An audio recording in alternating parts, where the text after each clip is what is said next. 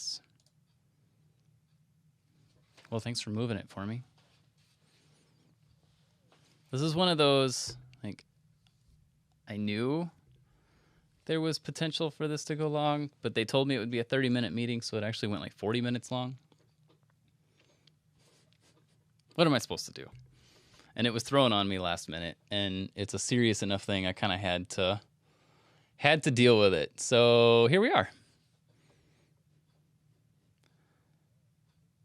Great fun. So Joe made it. I'm here. Life can go on now. I think. Yes.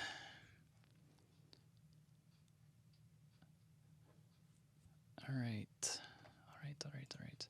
And you're not all jumpy today, Mike. No. Last time your video was all stuttery.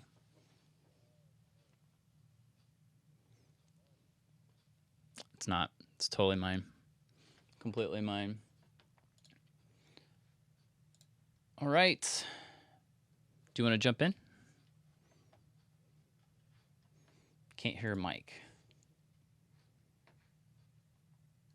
Can't hear Mike. Why can you not hear Mike?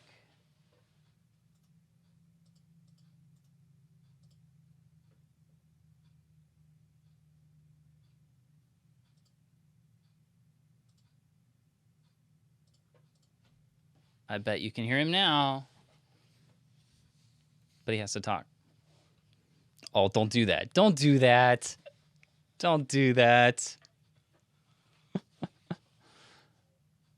All right, Blake, John, any better?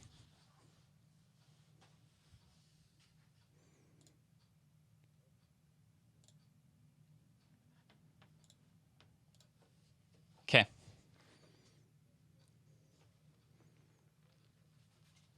What?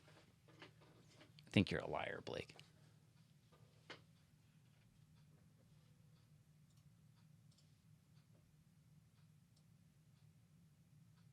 Monitor and output.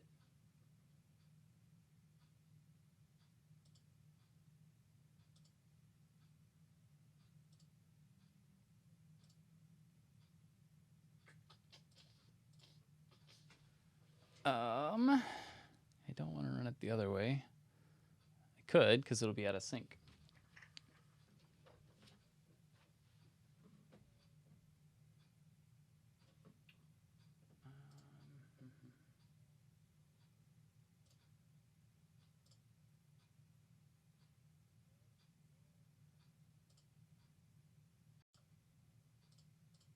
Check, check, check.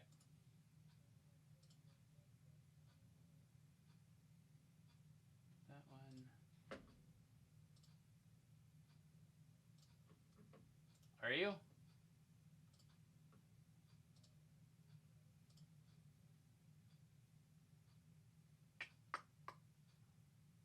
It is out of sync.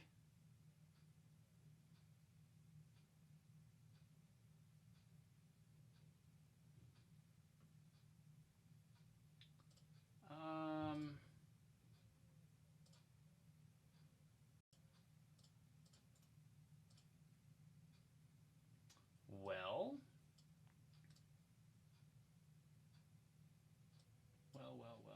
There's another way I could do it. But I think it'll be out of sync.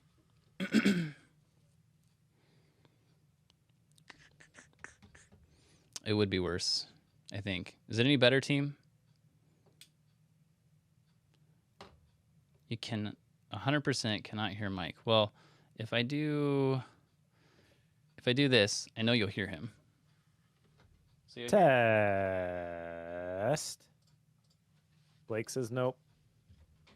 Testing 1, 2, 3. Mike is talking. Now, yes, I hear now. How bad out of sync is it, though? That'd be the question, because I don't have a way to check that one on my side. There he is. He lives. Well, actually, it says it's not out of sync. What? Okay. Computers are hard, Joe. It's okay. Today's not my day. Just going to say that. Today's going to be fun.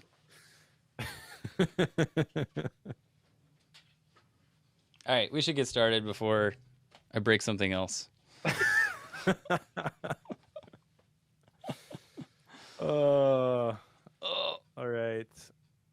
yeah, it's Friday. Absolutely, 100%. I'm with you. Also, you shouldn't have the fans running in the background this time, Mike.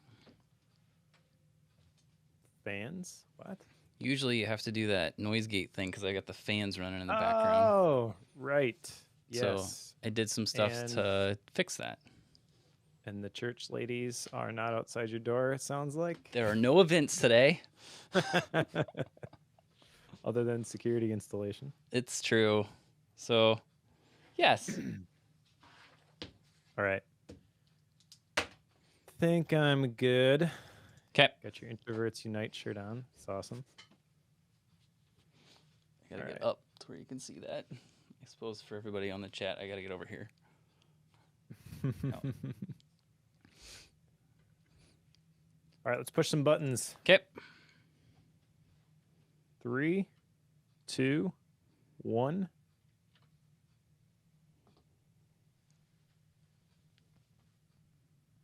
Okay, this is not working right. You changed something again. Fault. I'm hearing myself delayed through. Wait. I think I got it. YouTube has audio on. I turned you off, you jerk. There we go. All right, now let's just clap. Okay. We won't repress buttons. 3, 2, 1.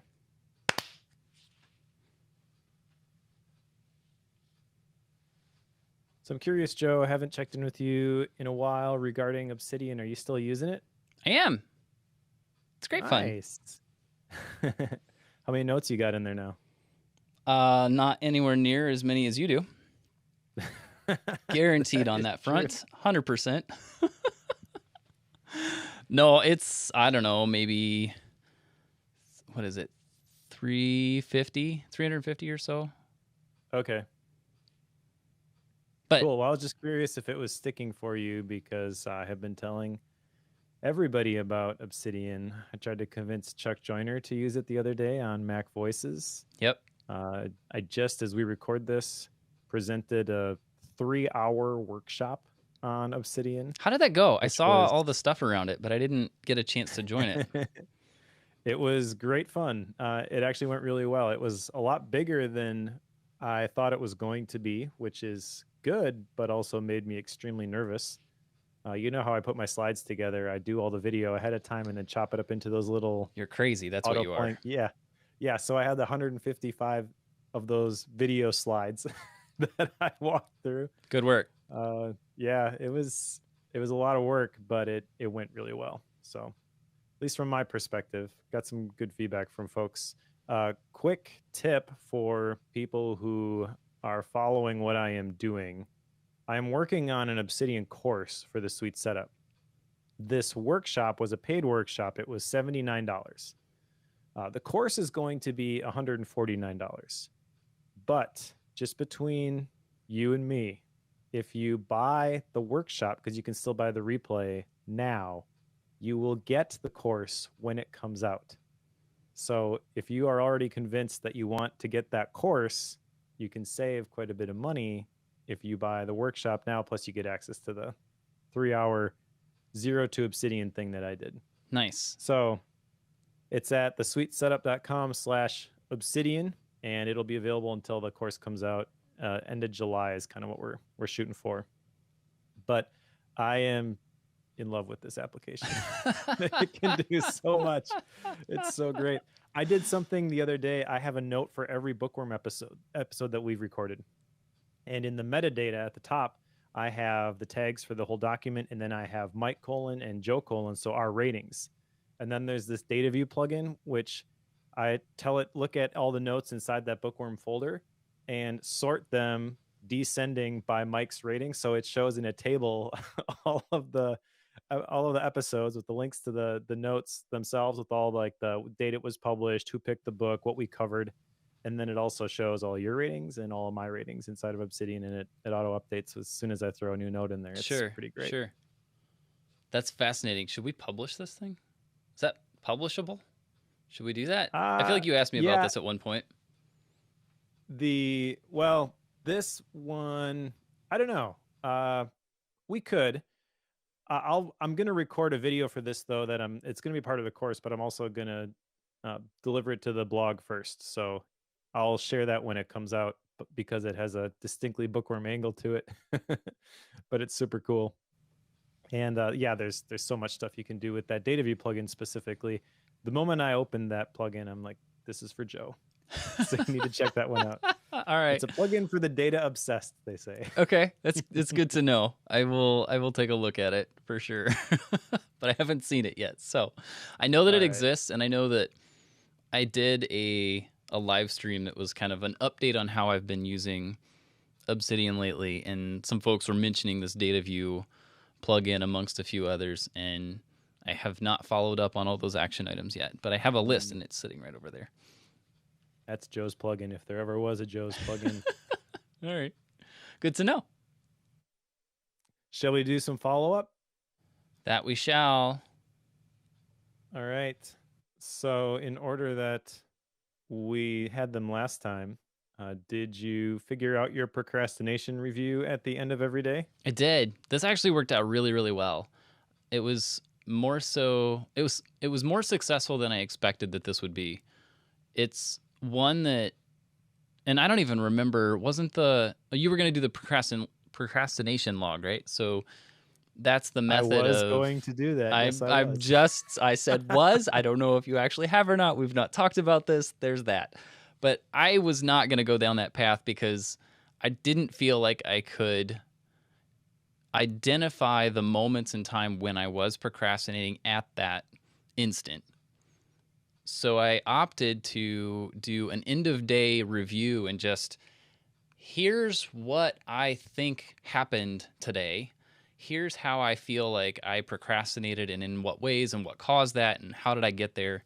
I started doing some quick journal entries in my bullet journal that would keep track of this. And as it turns out, it works quite well. And I have noticed that there are a number of cases where I procrastinate and I'm not even aware that it happens after the fact, let alone in the moment. But I did have at least 3 or 4 days since we last recorded when I did this that I discovered afterwards that I procrastinated the entire day unknowingly. I accomplished things that I needed to get done. They just weren't what I was supposed to be doing that day. And I got the next day's tasks moved because I didn't work on it that first day. I said that weird, but you get my point. I learned after the fact what I was doing, and I was unaware of what was going on in the moment. So this is one that I feel like worked well for me.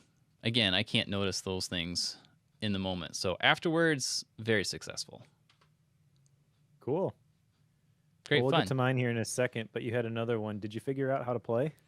I didn't really spend much time on this one because I don't know when to play at the This is the trick, right?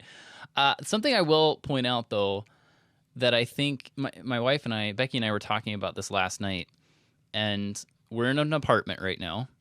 I don't know that I've said this on any stream or anything, but we did submit an accepted offer on a house. So we have a house pending purchase currently. So we're still in an apartment, planning and prepping for whenever we close on a house end of June. And the discussion that we had was that right now, because we're in an apartment, we don't have like all your normal house maintenance things. Like you can't just go do big projects and such. And the kids start to get a little antsy when they're in an apartment all day long, right? So we can't just open the back door and say, go play in the backyard, because that doesn't exist. You have to go with them, which means that you can't work on things on your own in the afternoon or the evenings when the kids are still around. So that means we're out with them a lot more than we were previously. And then we're doing our projects earlier in the morning or later at night when we normally wouldn't really do anything other than just blow time. So it's been kind of fascinating to see how that has morphed things, but it has meant that I've spent a lot more time in play mode with the kids than I have previously, and it's been kind of weird to see how that's been forced upon us without having any plan for it at all. So, although I'm not one that's excited about living in an apartment, I can definitely see where there are some benefits of having this put upon us. There you go. So, Nice. no formal play mode, but inadvertent accidental play mode has been has been activated. So, I like it. I'm itching to know. I talked about the procrastination review. You have made a comment about your procrastination log. How did this go? Did you keep one? It did not. It did not happen at all. Aww. Well, okay, so here's the deal. We record Bookworm and I get all excited about the benefits of identifying when I'm going to procrastinate. And then I get done and we sell 10 times as many copies of Zero to Obsidian as we thought we were going to. And then I freak out because I'm like, okay, now this Yep. thing has to be amazing. So basically, since we recorded the last episode, I have been feeling tremendous pressure, like a looming deadline where if you don't get this done, it's going to be a disaster. Except that as soon as I think that I'm done, I realize there's more I could do to make it awesome. And so I can't say no to that. And I just do it.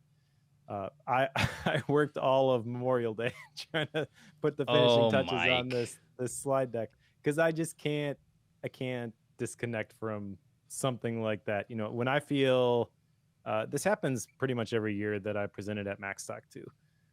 It's not that big a deal, right? I could probably just show up and talk, and everyone would be, "Hey, that's great." But I feel this internal pressure to just make something super awesome.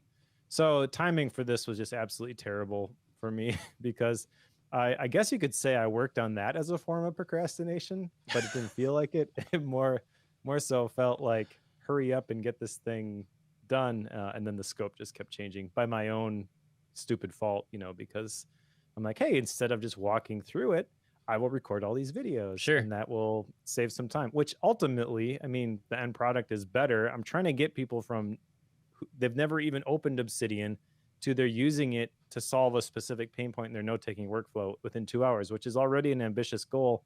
I don't want to waste anybody's time. I have to answer questions and give people time to work on stuff as we go. So I'm like, yeah, I just got to do it. Yeah. Yeah. So I did it and I put in a lot of hours for that, but it's okay. It was great. It was worth it. I do want to try this again. I don't have anything specific, like I don't know. I've got some other things I'm brewing on as we read today's book. So maybe that will displace procrastination in terms of like what's important, what's priority for me right now. So, But I do let me get this straight. You're going to procrastinate on your procrastinate on procrastination log. I procrastination. just want to Yep, make that exactly. clear. Yeah, exactly. All right. Well, that gives me an idea for another book. All right. Gotta write this down. Okay. So, I'm curious to see if you actually pull this off on the next round. Yeah, we'll see. We will see. Okay. The other one that I thought you would be more anxious to hear about would be did I actually meditate this time? I do want to know I the answer to did this. with mixed success. The first day, because I'm trying to do it as part of the morning routine before I start work, and I opened up 10% happier on that Monday after we recorded, and opened up the daily thing, and it was 20 minutes long, and I'm like, nope. Some of them, it's really weird. It depends on who the instructor is. Like you can choose a different time length, but that was literally the shortest Yeah. for the Yeah. one for that day. And I was like, well, this is just not going to work. And I still had my Headspace subscription, so I went back and did the 5-minute Headspace one. Yep. And I think I did that 3 or 4 times since we recorded. I do think it's valuable. I'm going to try to make it stick. I feel like it's kind of at the point right now it could go either way. So if you remember next time, you can ask me about it. But I'll give you grief see. next time. Okay, sounds good. Very fun. Play every day. This one I did pretty good on. I know I mentioned like I was working a lot on this presentation for the Zero to Obsidian workshop. But we did also get an Xbox. I'm not sure if I mentioned this last time. Why would you do such a thing?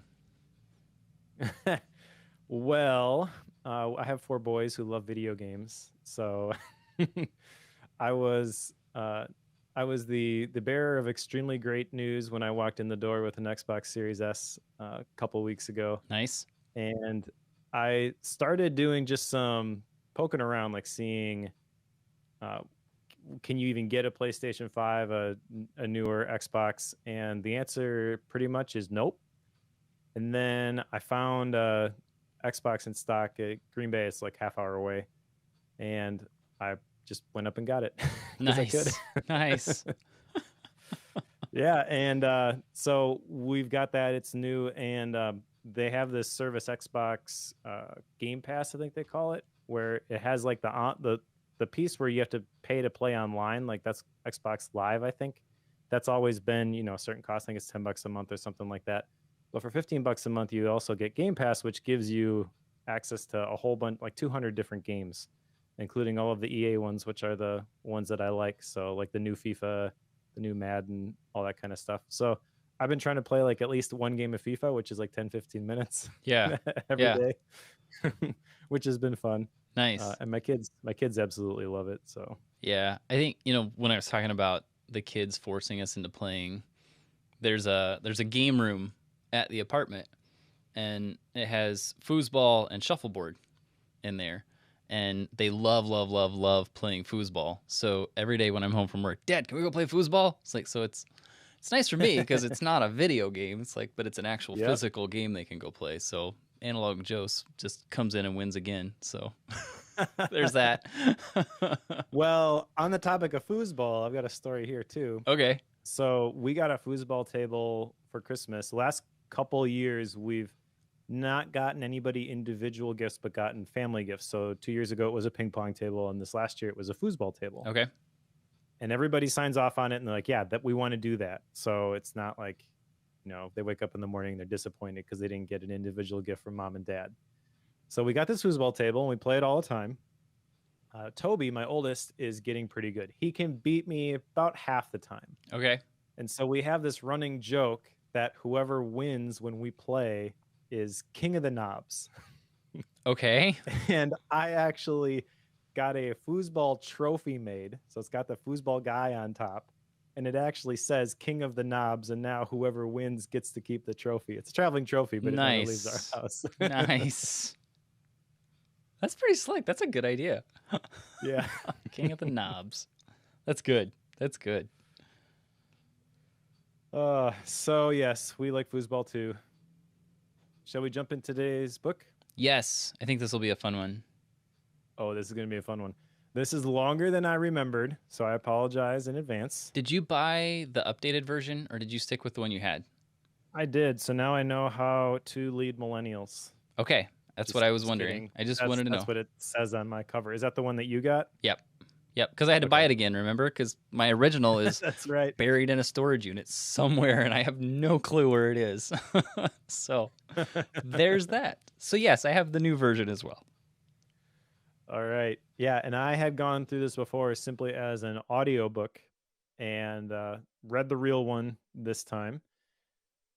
But this is Leaders Eat Last by Simon Sinek, author of Start With Why, which we had covered previously. A very different type of book than Start With Why. A very different type of book than almost anything that we've read, I would argue. Yeah, I think that's fair. Because instead of the 3 parts that most books come in, this one has 8. And they are not, if you look at the mind map for this one, it's kind of weird looking. It balances out, but there are some sections, like section 5, that have tons of notes, and there are some sections, like section 8, which are very, very short. And then also what's kind of weird about this is that the very beginning of the book, the introduction, that is where the title comes from. And so if you don't read the introduction, you're like, well, where does Leaders Eat Last come in? Right. You can easily get confused, for sure. Yeah. So in fact, I thought I had read the introduction, and then I was getting to the end of the book, and I'm trying to recall like that story that they tell in the introduction. I'm like, did I just miss that? I don't see it in my mind map. And then I went back like, oh, that's where it was. I didn't realize like that was the whole extent of that, because that was a really big thing in my memory of when I listened to the book. I'll just start here with the introduction before we tackle it part by part. There's no way we're going through all the different chapters.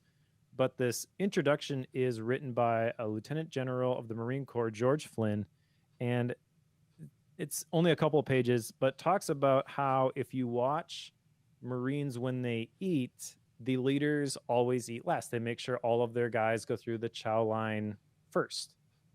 And so that is the basis of the title. And the big idea you can extrapolate from that is that leadership is not about you and your privilege.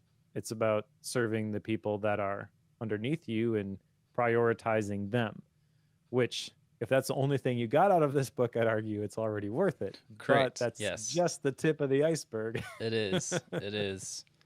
And it's so true, though, right?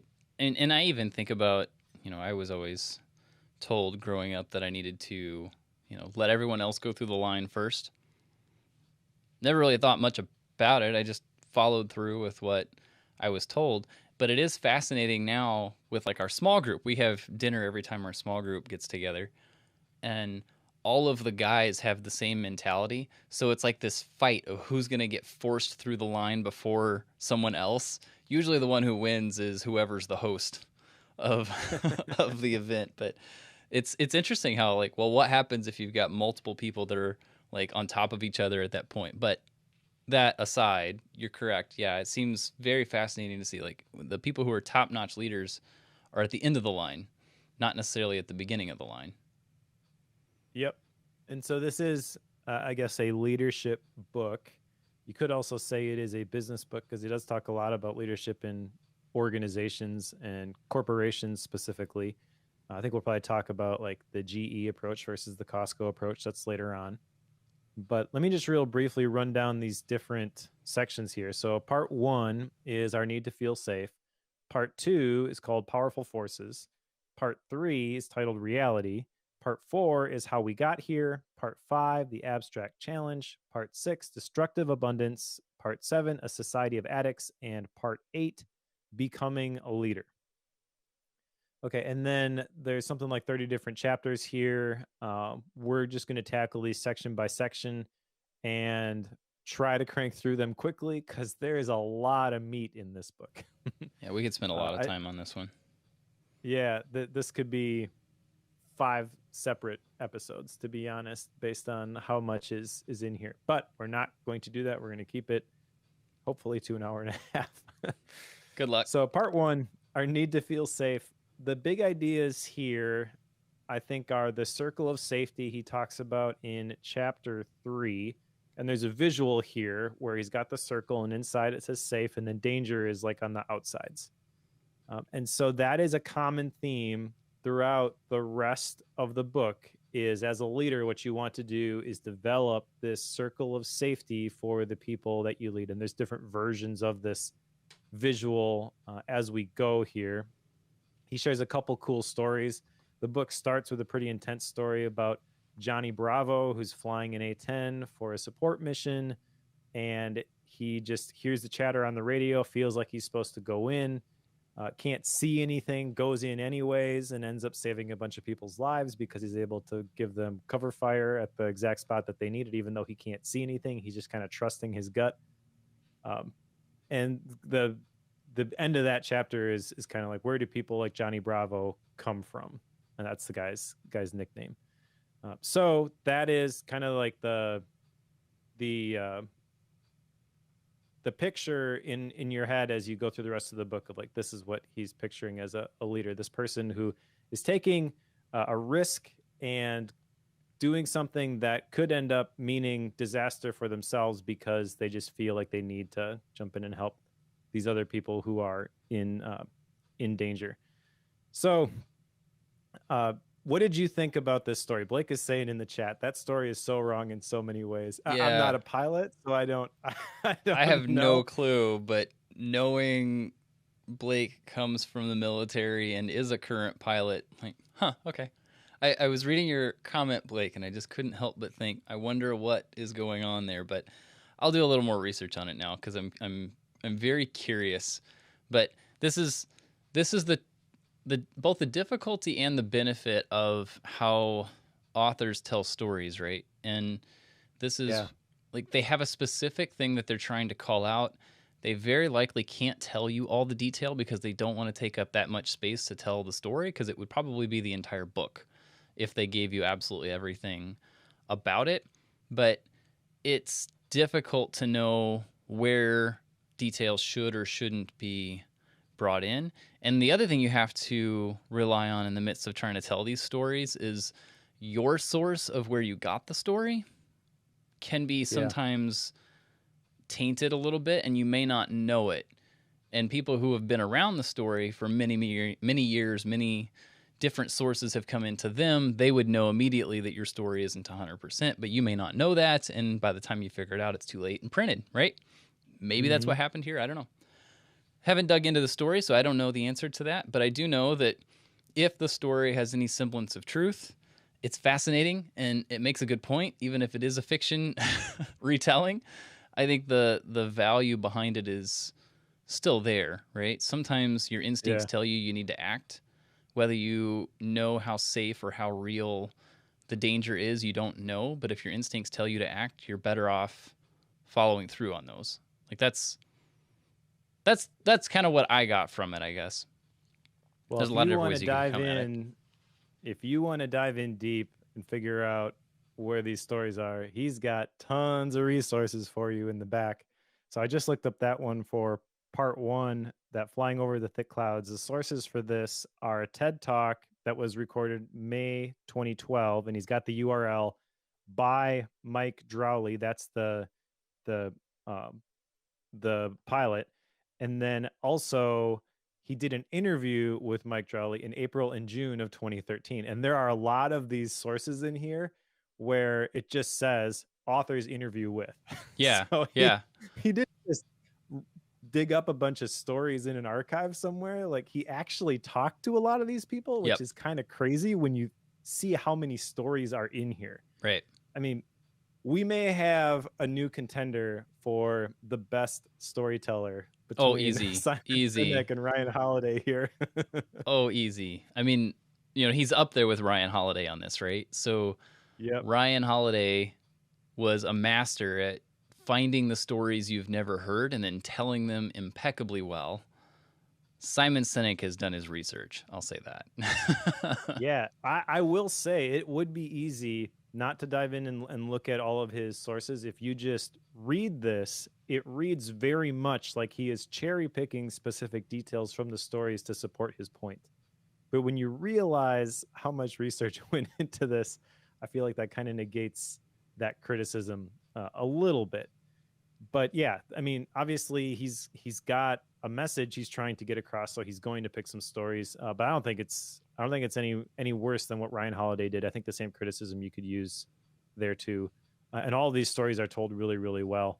He does a great job of condensing these stories into short little snippets too, because there are so many of them. I mean, even in this first section, he talks about this guy, Bob Chapman, who comes in, he buys these distressed companies, and then he starts sitting in the cafeteria and listening to employees, and he actually starts implementing some of the feedback that he gets from them. They're shocked because no one's ever listened to them before, and so the whole organization goes from we're about to go under to we're doing really, really well, just because he's showing empathy to the people that actually work there. It's kind of crazy. I also like with the circle of safety, one other story he told here about the Spartans' warrior strength.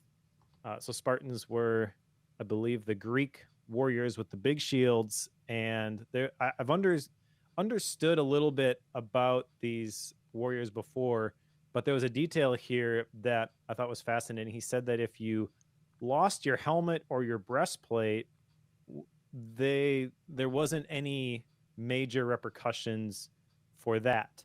But if you lost your shield, you lost all citizenship rights because your helmet and your breastplate you use when you are defending yourself, but the shield you use when you are defending each other. And I thought that was kind of cool. Yeah, that's so fascinating to me. And there are a lot of stories like that, especially from the military. Like, the whole leaders eat last thing. If they run out of food, it's the leader who doesn't eat, right? Exactly. The Yep. the thing here is that whenever the actions, and there's a story later on too of an officer who fell asleep on the watch, but they were debating taking him out of the officer in training Oh, process and right. Yeah. system, right? That's in a later chapter at a different reason, but the purpose behind that was, yes, he fell asleep. He was in the woods of Virginia. Not a big deal, but when he was called out on it, he denied it multiple times until irrefutable proof was shown to him. That And then was he said, "I'd why. like to take responsibility for my actions." Correct. And they're like, "Too late, buddy." That's way too late. You're a step behind now. This is not going to fly. So much of this book is about the process of leaders taking responsibility without being caught and being willing to take the fall whenever something goes awry. I've had people explain it to me as like, something may not be my fault, but it's my responsibility. So Yeah. someone else may cause something bad to happen, but it's my responsibility to take care of it. So that, I feel like, is one of the foundations that comes out here. But you're absolutely right. There's a lot to be said for this process of being aware and being empathetic to those who are, quote unquote, underneath of you in the hierarchy. So there's that. Yeah. And on that topic, let's go into the next section here, part 2, powerful forces, because there is a fascinating story here about a company, I believe it's called Next Jump, which basically hires people for life. They don't fire people. When someone messes up, they get coached. And this is kind of an idea that he extends throughout the rest of the book, comes up again and again, of you can't fire a family member. You can't fire your kids. And he uses that specifically because he knows it's going to elicit a strong reaction from people. Like, how could you even suggest something like that? But that's kind of what happens in these organizations and companies, that people will give their whole life to a company. The manager is focused on the numbers, the people, and just lets the person go. So this is his story of this company that got this revelation, and they're like, no, we're just going to change the way that we do business, and we're not going to fire anybody, because the founder, Charlie Kim, believed that running a business or running a company is like raising children. And it was kind of cool to see like the metrics with this, because you would think, well, if you can't fire anybody when things get bad, you're going to lose a ton of money. And they actually went from, this was a tech company, they went from 25% growth to 60% growth when they started doing this. And they also used to have 40% turnover in their staff, which is an insanely high number when you think about all the costs associated with the hiring process and doing the interviews and finding, people to fill the positions and then training them up to do the job specifically that they were hired for. It's kind of crazy when you think about how much you have to invest in that. And that just basically gets thrown out the window when you're thinking about, well, do we keep this person or not? Yeah, there's a lot. There's a lot of difficult pieces with that one, I think, because you have to make the decision up front. What was the company that did the lifetime employment policy where once you were hired, you could not be fired if That the was company Next Jump. Was that them? Okay. Because with that policy, it meant that you couldn't get fired for your actions or the company's lack of performance. And two things went through my head. One, what happens if somebody's just really good in the interviews, manages to get hired, and then just doesn't do anything? That's what went through my head on one side, because, people are people, and they're not always genuine and good at what they're like. They're not always honest and authentic. And so that was one thing that went through my head. The other was, it's fascinating to me that a policy like that has such positive effects, because it's purely my job is not ever at risk because of me speaking up or the company doing poorly. And it means that because of that trust, like, okay, take my situation. I work for a church, right? Churches generally don't fire people. Like, just going to say that. They just generally don't. So They want to be nice, they want to be kind, they want to be inclusive to a lot of people. They generally don't fire. And in my role, I'm extremely confident in my position. I don't see it being canceled or cut for many, many, many, many years. And that puts me in a spot where I don't feel like me causing a stink over something that I think is wrong. I don't feel like that's going to jeopardize my role. I also don't think that there's really, outside of like stealing or something like royally terrible, would actually lead me to being fired in any way. So because I have that trust and because I have that confidence in my job, I have a tendency to be a lot more creative and a lot more. I push the boundaries of what we should or could do in the future to help the ministries of the church. Where I think if I was nervous about going too far or making a suggestion or pushing on a project that I thought potentially might fail and then reflect poorly on me and then potentially jeopardize my job, I don't think I would push near as hard. I don't think I would try to be as daring with some of the stuff that I do, that I would actually kind of just sit back and coast more than try to innovate. If you follow what I'm getting at. So I think that trust and what they're doing with this lifetime employment policy is actually really, really smart, but it requires you to be spot on with your hiring whenever you go down that path, for sure. Yeah, you definitely have to be slow to hire and make sure that you're getting the right person. I think he does mention that there have been a couple of occasions where somebody has just they're leaving the company uh, for whatever reason. Maybe they did do something like completely against the company culture. But whenever they do that, they don't just like cut them loose either. If someone wants to leave, basically, then they help them find a new position because they're prioritizing the individual. So I don't think it's like 100% once you're in, that's it. I think they probably do have a few scenarios where they would be willing to say, we got to go our separate ways. But when they do that, they're going to help the person land on their feet. And then the speaking freely part that you were talking about, that's the result of that circle of safety, right? Which is the other thing in this chapter. He talks about these 4 chemicals that affect our happiness. And 2 of them, serotonin and oxytocin, those are selfless chemicals that keep that circle of safety strong. I actually found this part pretty fascinating because I love all this brain science stuff. Yep. Yeah. I spent a lot of time on this part and actually reread some of these pieces just because it's like, oh, neuroscience. Yay. Yep. That was my exactly like kid in a candy store moment. Oh, you just gave me another idea for another book. Oh, okay. But I'll just run through these real quickly. So the 4 chemicals, he talks about are endorphins, which exist to mask physical pain. He talks about the runner's high being an example of this, and also the fact that laughing releases endorphins, which I thought was interesting. Dopamine, which is the one that you and I are probably the most familiar with because that one gets brought up in the productivity space all the time. That's the one that brings satisfaction after we finish something important, causes us to be goal oriented, but it also fuels addictions, whether those be substance abuse or something like social media.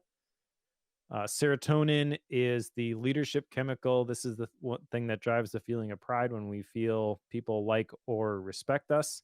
So the people who do something, graduation, big accomplishment, whatever, they get up on stage and they feel they thank somebody. I couldn't have done it without them. That's serotonin on display. And then oxytocin, that's the feeling of friendship, love, or deep trust. This is the one that's kind of responsible for those warm, fuzzy feelings.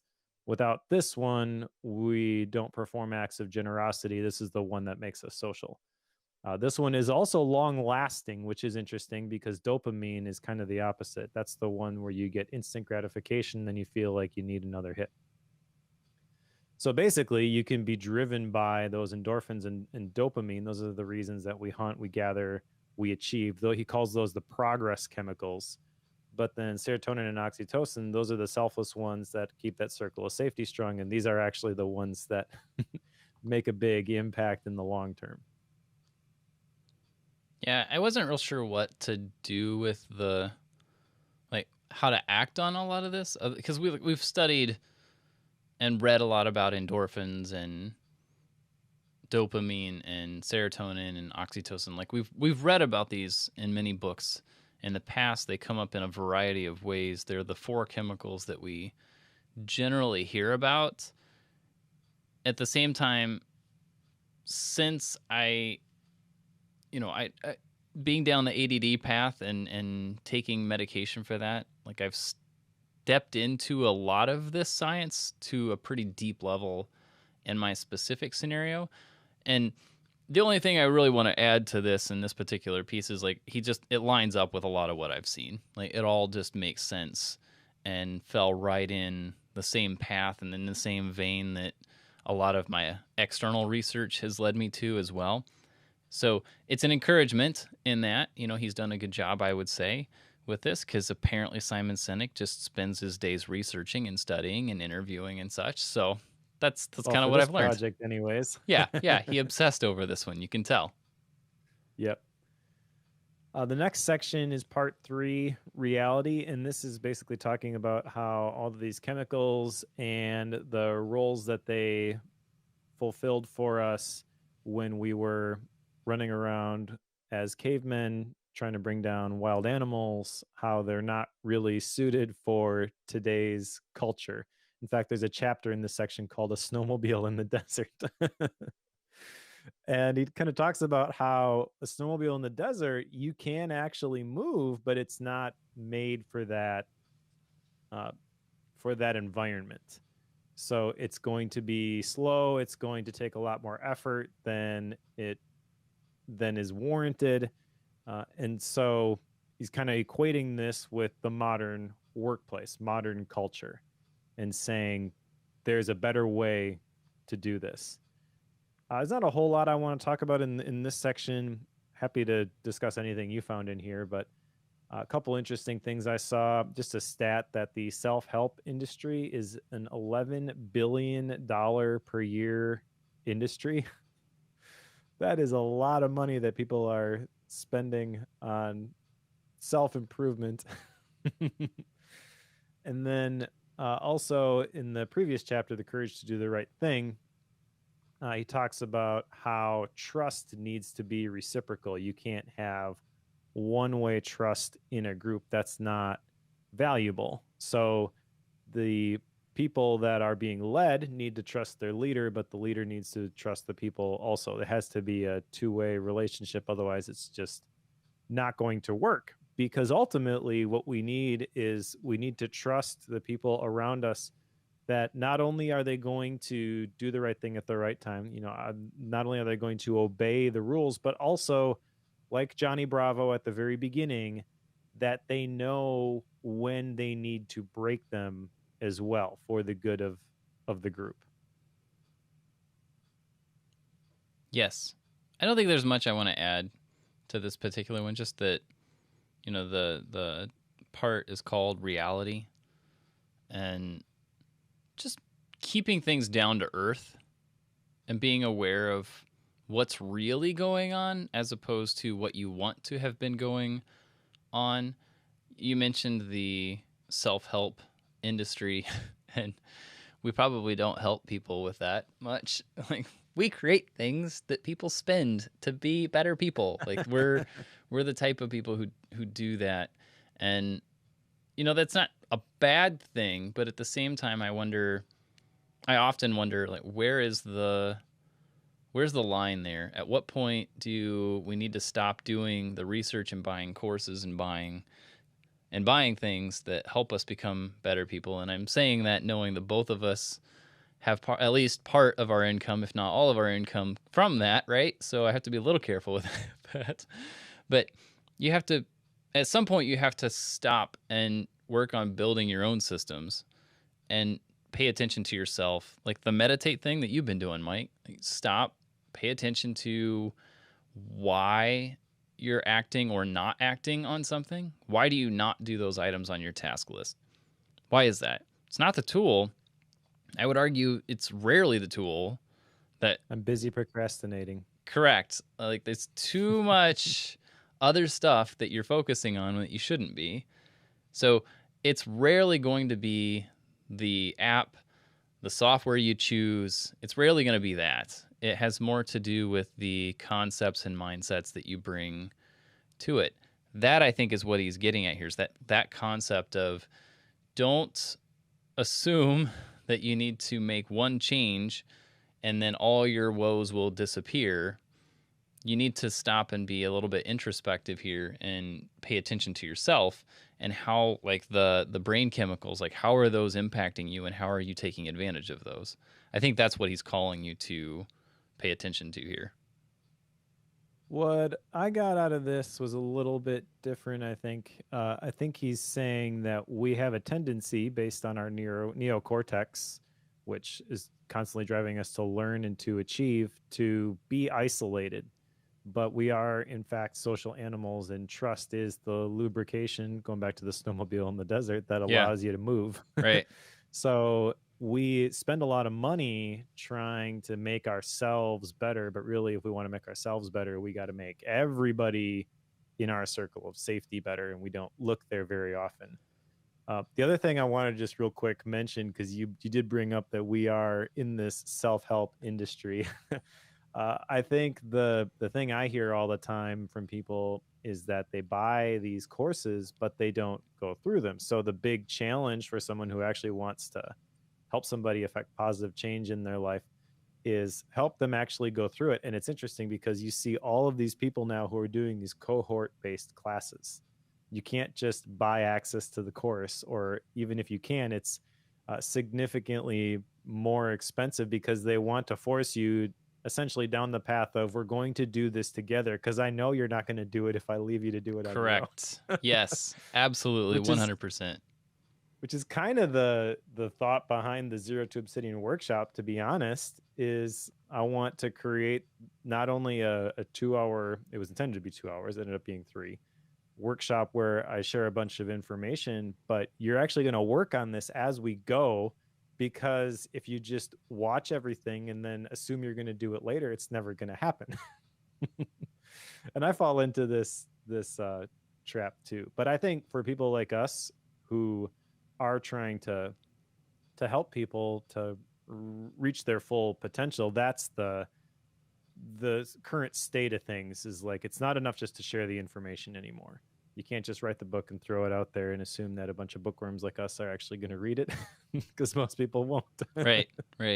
You got to hold their hand and help them walk through it, which is very contradictory to a lot of our culture today, which is kind of the whole idea behind part 4, how we got here.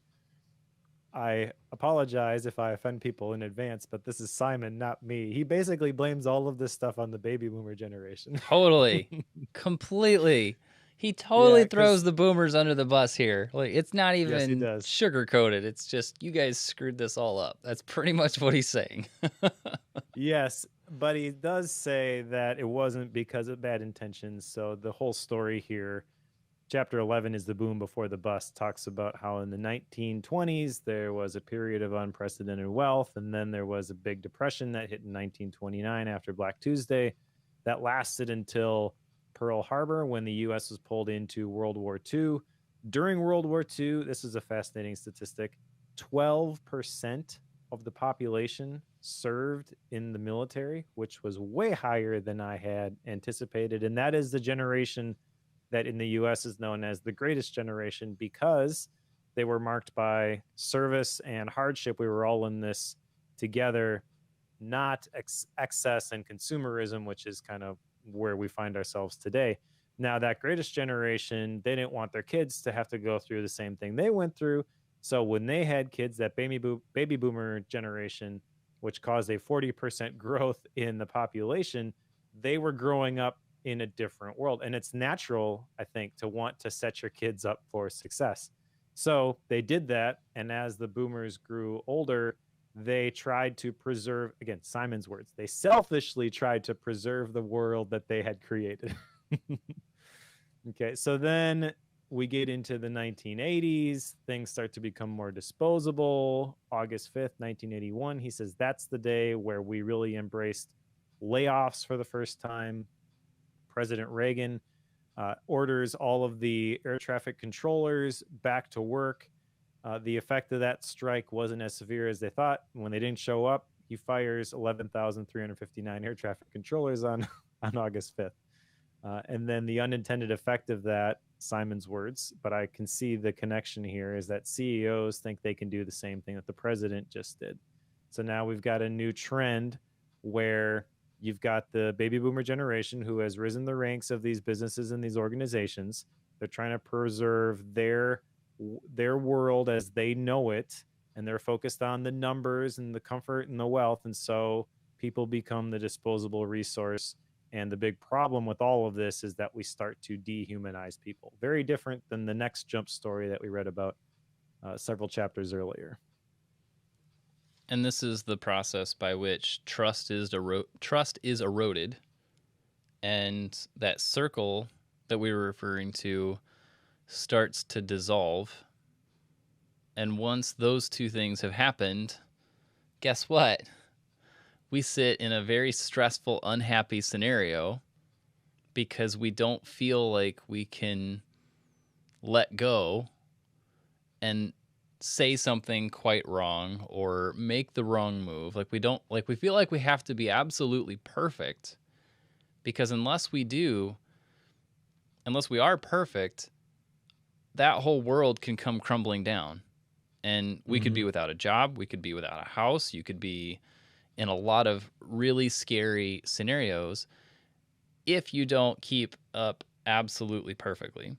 And that leads to the cortisol stress hormone. Does he talk about that in this section? I started to get these blended together. That was in the previous section with the EDSO. He does talk about cortisol, but there's just so much in here that right. I skipped over that one. This is off topic here, but normally we have these 3-part books, right? And it's easy for me to know like what came from which part whenever they're like that. But when it's an 8-part, it's like, wait, where did that come from? Like, I took notes and I have them here, but I don't remember which part that came from. So maybe that's... He is a master at weaving these things together, yes. too. It's not just like, I'm telling you this so that I can reference it in the end. He references these things all the time as he's going. Yep. And it kind of... It's not like he's referencing a single idea all the time. All of these stories he's referencing, it's like a patchwork quilt that's perfectly put together. Yes. Yeah, and because of that, I get lost. So, like, wait, where is that again? I don't remember, but it's in there. A giant mind map to reference. My point is that whenever you lose that circle, when that dissolves and your trust is out the window, the stress hormones start to kick in because you feel like you're on your own, which, as we see today with all of the necessary and required isolations, like we've seen how that just completely destroys the mental state of so many people. Like some folks are okay, at least for a period, but after a while, that isolation becomes a really, really toxic thing. Some of that's because of this. That would be a fascinating addendum. You know how absolutely. Bowling Alone had that appendix for like the COVID stuff? That would be great to hear Simon talk about how that has affected all of the social chemicals and things, how that's all out of whack. I would love to see that because, I mean, you think about it, whenever you're in isolation and you have to do things on your own, when you go completely independent and you become you put yourself in a spot where other people aren't necessary, stress skyrockets, whether you realize it or not.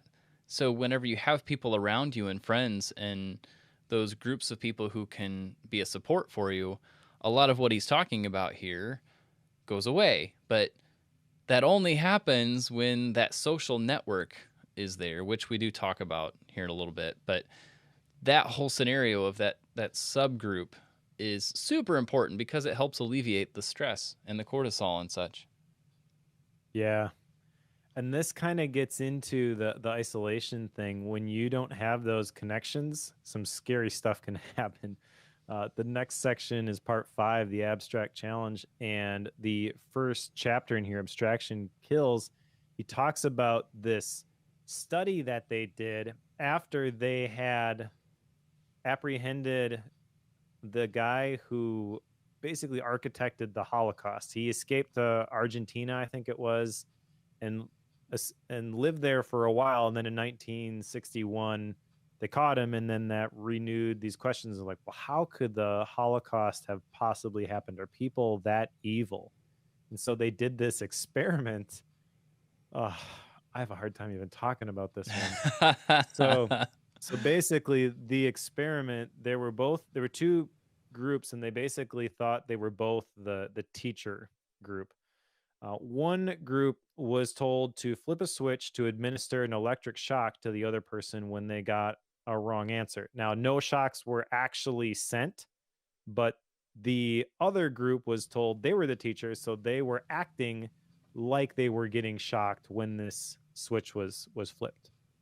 Okay, and then they had a couple different ways that they administered these shocks. One where they had to take the person's hand and put it on the shock plate. One where they flipped the switch and they could hear the person responding in the next room. And one where they could not hear the person, they could just hear him like banging on the wall to get him to stop. The shocks themselves went up in increments from like you can barely feel this until the very top, which they were labeled different things. And remember, there's no shocks actually being sent, but the very last ones were like XXX, basically this is strong enough to kill somebody.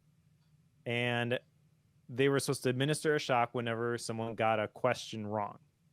So they administer these shocks, and then they would express some hesitation, and the scientist in the room had a series of questions or statements that they would reply with. At first, they would say, please continue. And then as shocks get stronger, the other person's freaking out more. They say, the experiment requires that you continue. The third time, it is absolutely essential that you continue. And then the fourth one, you have no other choice. You must go on. Now, when they started this, the hypothesis was that 2 to 3%, there'd be a couple deranged individuals who would go all the way and administer the top level shock where they would actually kill somebody. Again, remember, no shocks being sent. No people actually killed in yes. this experiment. But what they found was that when they had to put the person's hand on the plate, physically grab the person's hand, put it on the plate, 30% of the people who were in this experiment still went all the way to the end with this. When they could hear the person in the other room crying for help, 40% still went all the way through with this. When they couldn't see or hear the person, just like them banging on the walls or whatever, 65% of the people went all the way with this. And I'd love to sit here and say, well, that's appalling and there's no way I would do that. But I think what the big takeaway from this is that people they have a lot less empathy than we thought they did. And when again, realize the intention of this experiment was to figure out how something like the Holocaust could have happened. Well, there's your evidence. You know, you have a leader who is saying this is the way things have to be. You don't really have a choice. And then you have a whole bunch of people who really believe that they don't have a choice, and they view that they dehumanize the other side in the conflict. You can totally see how we ended up where we did. Yeah, because if you take that to the extreme here, when you don't actually see the results of the decision that you're making, you may hear of it or be aware of it, but when it's abstracted one level and you don't actually see the results, it's real easy to keep going. Because if you take the empathy route here, yes, you could say they're not showing empathy for the other person because of that abstraction. But the other element here is that they're showing empathy to the research person who's behind them, telling them they must continue, because they're showing empathy to them because they need it done.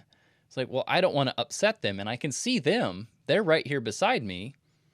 So I'm going to follow them over this person that all they're doing is banging on the wall. I don't actually know what's going on over there. So who knows? But it's kind of scary. And that's part of, I think, why we talk about corporate executives, right? We like to, give them a lot of grief for these horrific decisions that they make occasionally. It's like, how could you come up with that? Like, well, this is why.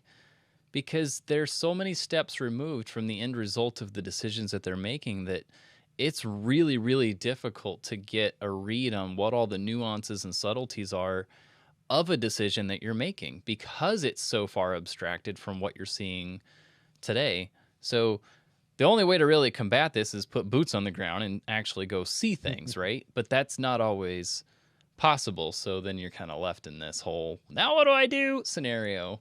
So yeah, what do you do, Mike? I don't know. Yeah, they said in the study, the ones who actually did quit before they reached the end, those were the ones who felt that they were responsible to a higher authority other than the scientists that were in the room. Yep. So kind of what you said, if the person that you are responsible to, your authority is the person in front of you, your leader, it's very easy to see how you end up doing things that you never would have thought that you would have done. And then as the leader, you have to take into consideration the people below you. Like, it's not just you. You're not just trying to get as much as you can. That's kind of the next chapter, the modern abstraction. He talks about businesses and he uses Apple. Simon Sinek loves to use Apple as, as an example. He's a Apple fanboy. Why? Yeah, but this is not an Apple fanboy story because he's talking about Tim Cook and how they were keeping the European profits in Ireland to avoid paying taxes.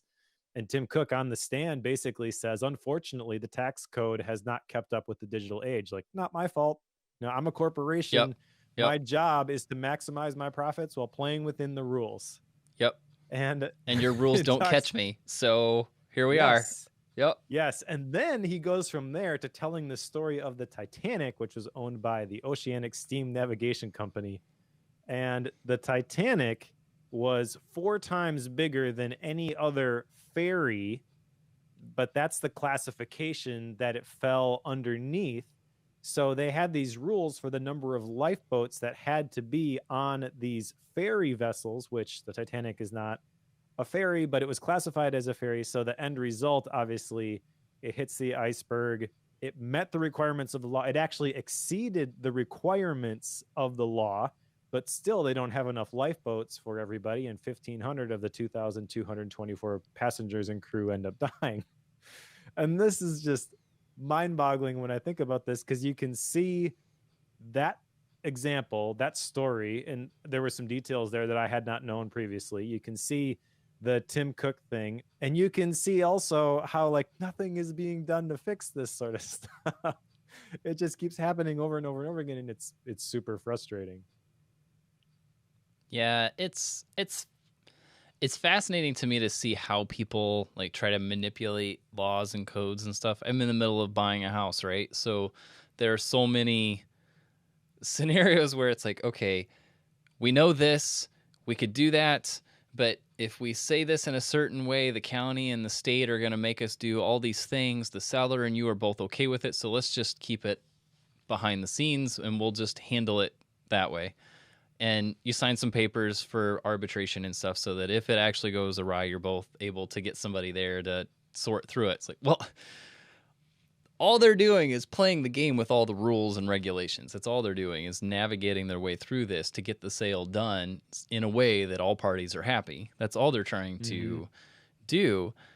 It's very similar to what we're talking about here. There are a lot of ways that you can technically follow rules and yet deviate from the intent of those rules, right? So the thing that you want to do, depending on where you land on this, is follow the intent. If you want to be a top-notch leader, follow the intent because that builds trust. Even if the rules allow you to skirt around it, if you follow the purpose behind them, people will tend to trust the integrity that you're showing in that process. The other one I think about is whenever, and I've seen this happen too many times, when a company isn't hitting their profit goals, so they go to layoffs to cut expenses so that they can hit those. And they know that certain departments and stuff can be cut. They know who can be cut when. They keep very close tabs on that, it seems. And they choose to cut people who have upcoming retirements and pensions because those will be even more expensive. Now, granted, there are a lot of laws and stuff that prevent that to some degree, but there are still ways around that. And these upper leadership positions will sometimes take advantage of those loopholes in order to let people go that feels like a complete kick in the gut. But that that destroys the trust in your employees whenever that stuff happens.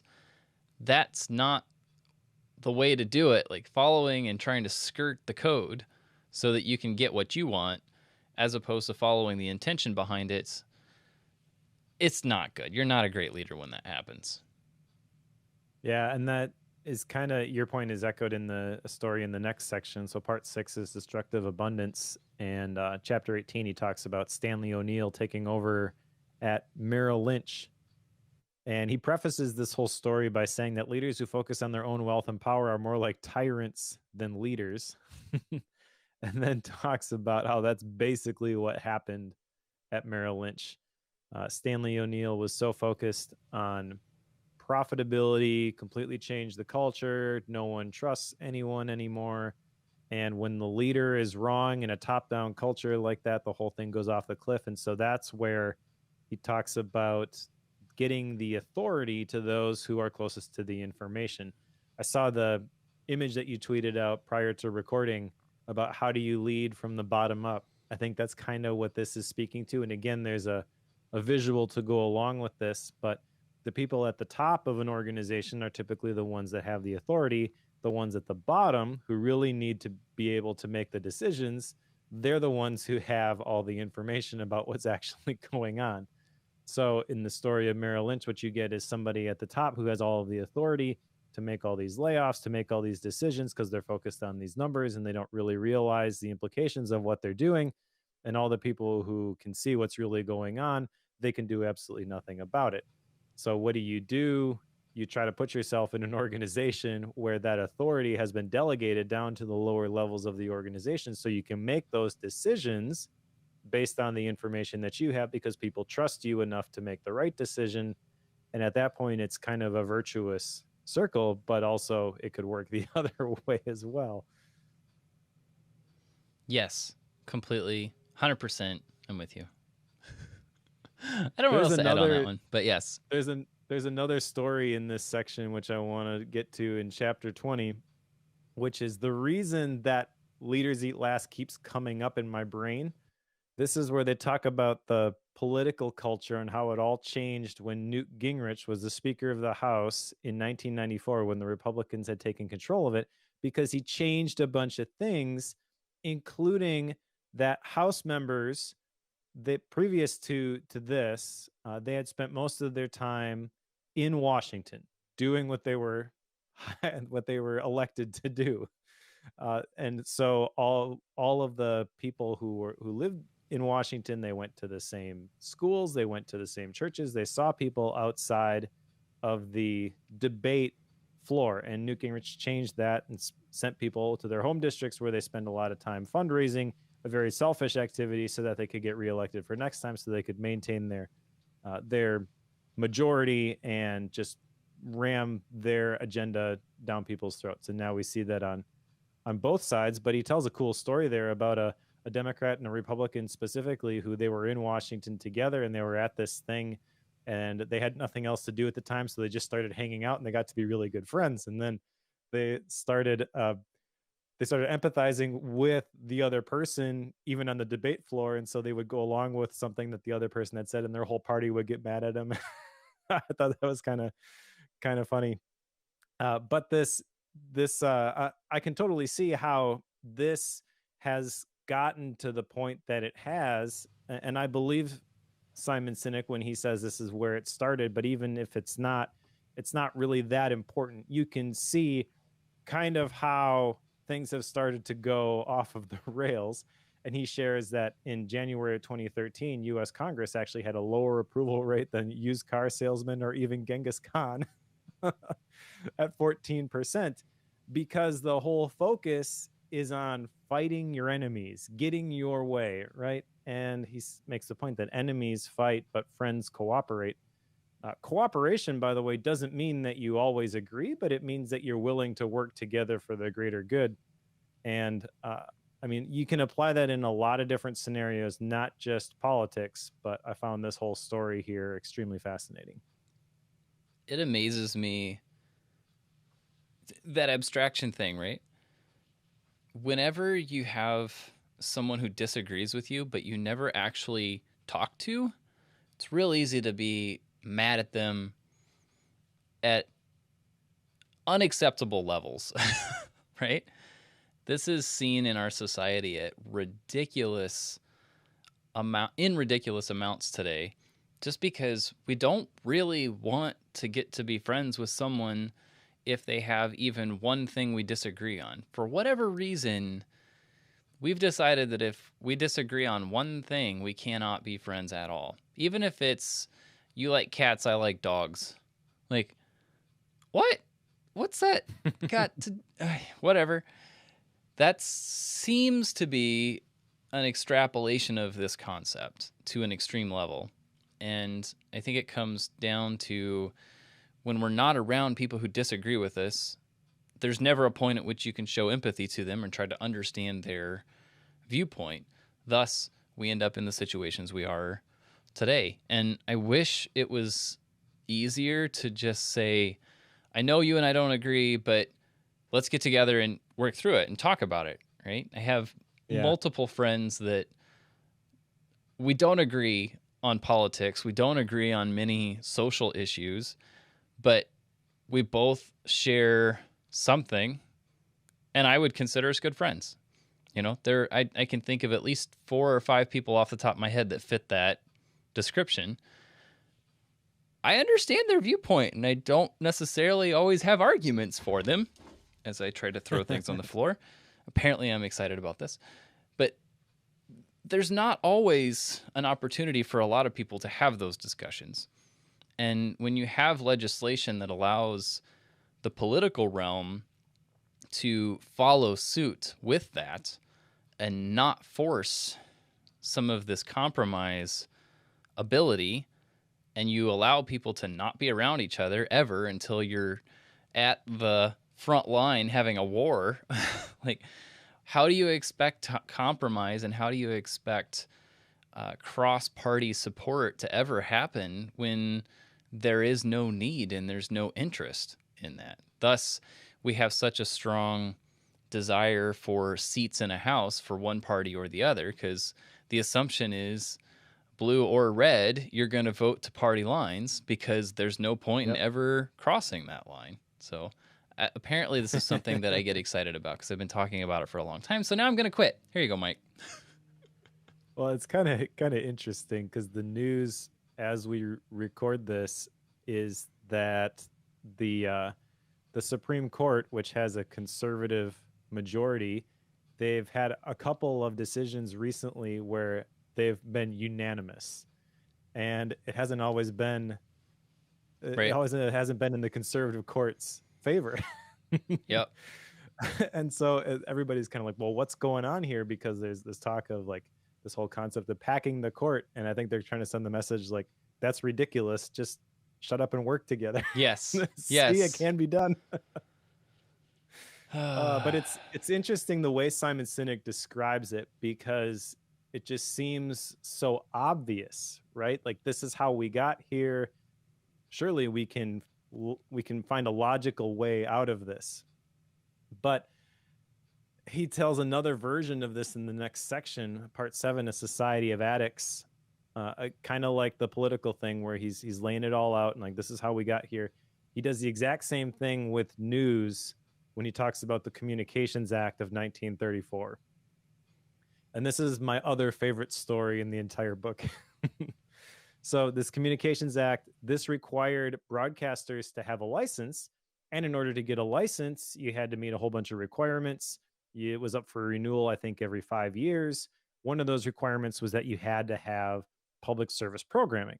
So that is where the nightly news came from. It was inserted as public service programming. It was not a business decision. And then in 1979, ABC debuts Nightline as this big thing was going on where militants stormed an American embassy in Tehran and they took 52 different hostages. In the book, Simon talks about how that whole scenario lasted 444 days in a row. And so Nightline was covering this every single night, and it was getting crazy ratings. And at the same time, other networks were taking notice, and they started to view news as being profitable. Then this guy, Mark Fowler, takes over the FCC. He removes this fairness doctrine, it's called, in 1987, which we should totally bring this back, because this is what prevented a network from advocating only one perspective. Almost every network I can think of right now promotes only one perspective. Right. And that's, Simon is tracing it back to this event, because he's saying that this is when networks start to become more polarizing because it's good for business. And again, like, you look at this and you're like, oh, come on. Can't you guys figure this out? But yeah. Yep. It is fascinating, I think, to understand how we got where we are. And I do think that helps you, no matter what news source you look to realize that this is only one side of the coin, because they have chosen this side because this is the profitable side for them. And one of the things I've been trying to do recently is just aggregate my news sources from both ends of the spectrum. And so, like, I'll look at CNN and I'll look at Fox News, and I'm not going to prioritize one or the other. I'm going to hold both of them lightly and realize that they've both got their own business interests at hand. And so really nothing of what they're telling me is the complete truth. It's probably somewhere in between. But it's fascinating to see the headlines as they appear on one site versus the other. And it also, like, I don't remember which one it was. Maybe it was a local thing. We were talking about it this morning, about there was a news source that spun a whole thing and made a big deal out of a particular topic. I'm not going to go into the details because it'll trigger somebody. But they made a big deal out of something, and their base source was an article from the Babylon Bee. If you know the Babylon Bee, you know it's like a parody made up thing. Like, it's not it's not real. It's fake, but it's fun, right? And it's pretty popular because it's spot on with some of the fun that it has. But they used the Babylon Bee as a source for a very real news system that spun a story and drove a bunch of clicks and drove a bunch of ratings, and it's completely fabricated. There was absolutely no truth to it whatsoever. Come on. Like, we could do better than this. Absolutely, we could. Yeah, well, one other thing in this section, this is kind of out of order, but the first chapter in this section, chapter 22, is at the center of all our problems is us. And so as we're talking about this, the solution that Simon Sinek lays out here is not to blame anybody else. Remember, leaders eat last.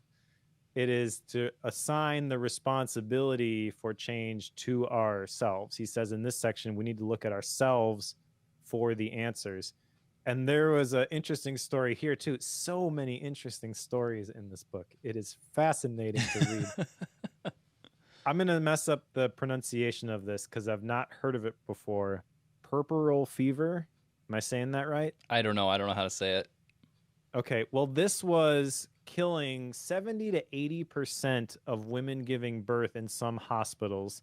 And some doctor, Dr. Oliver Wendell Holmes, he proposed in this paper that it was the doctors themselves who were the cause of this, because they didn't understand some things about sanitation, sterilization, and the spread of diseases with germs. And so they were basically bringing things in from their previous jobs in the morning into the delivery room. And that's why the mothers were getting sick and dying. And when he proposed this, it was met with fierce resistance because everyone was saying, oh, the doctors would never do anything like that. They're gentlemen. And his point was basically they didn't even know that they were doing it, but they were still doing it. And I think that is the challenge for everybody who reads this book. And it is uncomfortable to say all of the problems that I see in society right now, maybe I did not intentionally cause any of this stuff. And maybe I am not solely responsible for any one of these scenarios that I see. But how have I contributed in at least a minor way to this problem? And what can I do myself to help remedy it? I really want to know if those doctors were milking cows before they went in.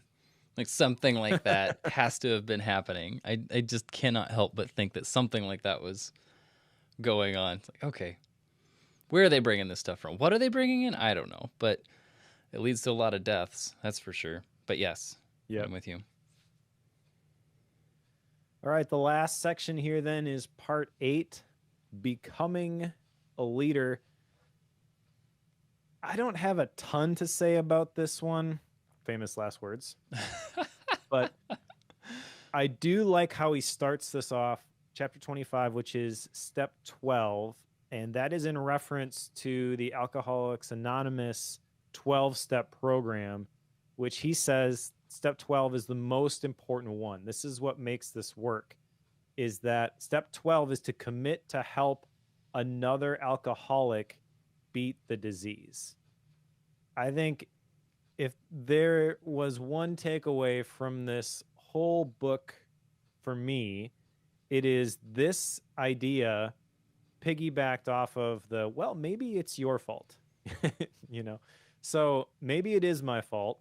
And if I'm going to accept responsibility for that, you know, what am I going to do about that? How do I start to tip the scales in the other direction? It is not to try to convince a ton of people this is what needs to be done. It is to find one person and affect change in their life. And when you do that, that has to be done face to face. Going back to like the whole, how does COVID affect this? And hearing Simon talk to that would be fascinating, because he specifically says in this chapter, connections required to beat addiction cannot be virtual.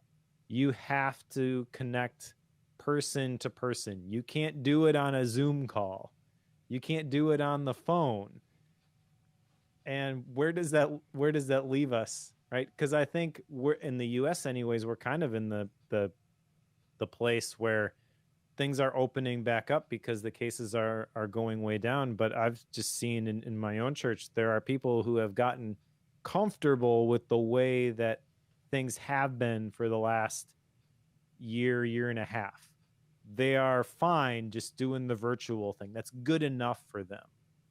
And I think Simon is telling us, like, he would say, we're in this dangerous spot right now. You got to reach out to those people because everyone needs those connections. How many books have we read about like digital minimalism and things like that talk about how those relationships are vital? Okay. And people who even once had those relationships, now because they were forced to go into their own cave, you know, they've gotten comfortable there. And unless someone goes and like tries to bring them out, maybe they never do that. I think that's the big thing for me, is like, who can I help out of the cave? And it's not just in the context of the church, but empathy is being shown. I forget exactly where he said it, but there was a quote that talks about how leadership and empathy, that is being shown to every person at every moment. It's not just like a once in a while when you really need it sort of a thing. If you're really going to be an effective leader, you got to have this mindset and you got to have it all the time. When we started live streaming here at the church from that desk right there. We had, I'm trying to remember, it's like 300 households, I think, that were tuning into our live stream on a weekly basis. We've since opened up. The state of Minnesota has allowed us to open up basically as we were before. We're still a little tightened down as a church. We haven't completely opened up the way we were, but we have yet to see a number of folks yet from when we started live streaming over a year ago. Some of those families I've met with outside of Sunday morning, and they tell me like, "Oh yeah, it's really cool. Like we can stay in our jammies, we make breakfast, we sit on the couch, and we watch church, and then we can go about our day." I'm like, okay. Do you have a small group? Do you connect outside of that? It's like, well, we see people once in a while. Like, okay, well, I mean, you're still seeing folks. I mean, it's probably not as extreme as what you're talking about, Mike, but I often wonder, like, okay, am I doing a disservice by enabling this live stream to help people stay home when they really don't have a need for it? Like in one case, I know everybody's vaccinated, they have no concerns, and yet they want to stay home.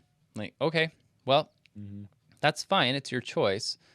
That type of person is the one that tends to frustrate me. Now, coming from the church stance, I also know that the live stream helps us to find new believers at the same time. It's a way for new people to try out a church without actually having to do the nervous, somewhat frightening thing of entering a church for the first time.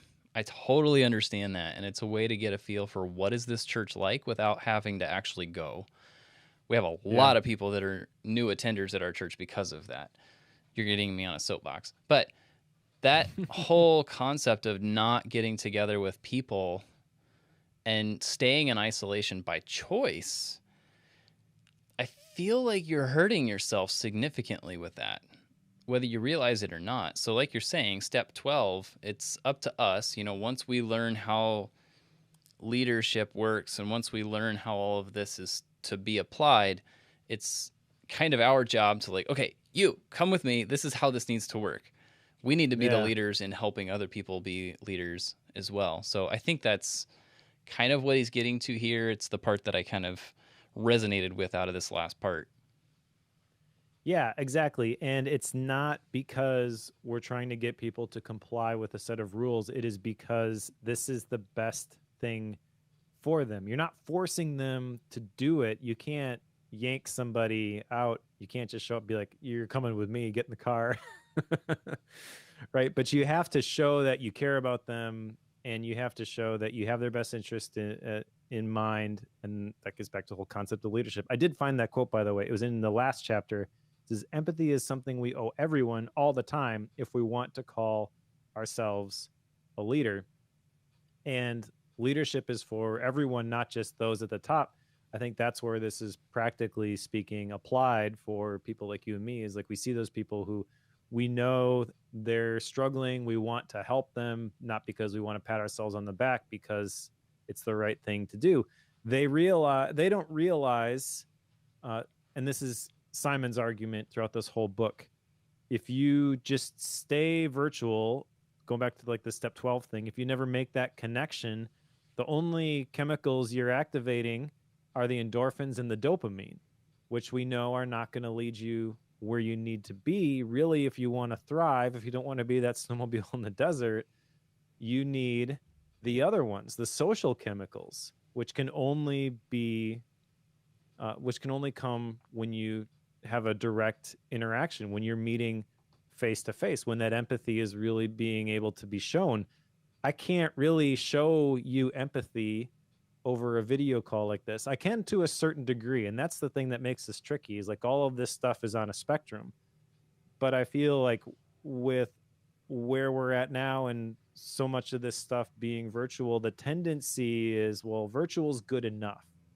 And really what Simon, I think, would say is, no, there's a whole lot more good to be had. You got to push past that, and it's the job of the leader to do that. Getting back to the idea of like the baby boomers and the the period of excessive abundance that he describes that we find ourselves in. How do you do that if you find yourself in that situation? Because I'm I'm I'm in a pretty privileged situation. I recognize that, and he says in chapter 26 here, the place to do that is to think bigger, right? You have to have a big enough vision that your vision outsizes your abundant resources. So when I think about that, that's challenging to me. That's my one action item from the whole book, and it's totally a Mike action item. Just think bigger, right? Yeah. Because the tendency can be to make sure that I'm good, that my wife is good, that my kids are good. But having read through this, I realize that there are a lot of places, not just in my church, but really, how do I display that empathy to everybody that I come in contact with? And how do I, and I don't have an answer to this, but how do I expand my vision big enough so that I'm not just concerned about my own small little circle, but I'm looking at like, how can I expand that? Benjamin Franklin was said to have this quote, "What good shall I do this day?" That he would ask himself when he got up in the morning. That's kind of what I want to rewire my default to. It's like, who am I going to help when I get up in the morning? How do I make sure that this is not just about me and what I am going to do, but how can I actually help somebody else as I go about my day to day? Again, I don't have an answer. But I am inspired. I am inspired by Simon Sinek after reading this book. Yep. What good shall I do this day? Who is it that has the coffee mug that says that? Is that Mike Vardy? Mike Vardy. It might be Vardy. Possibly. Either him or Brett McKay. Brett McKay would totally do that, Art of Manliness. So those two I could definitely see with that coffee mug. I should get one of those. That's a solid quote. I'm writing that one down.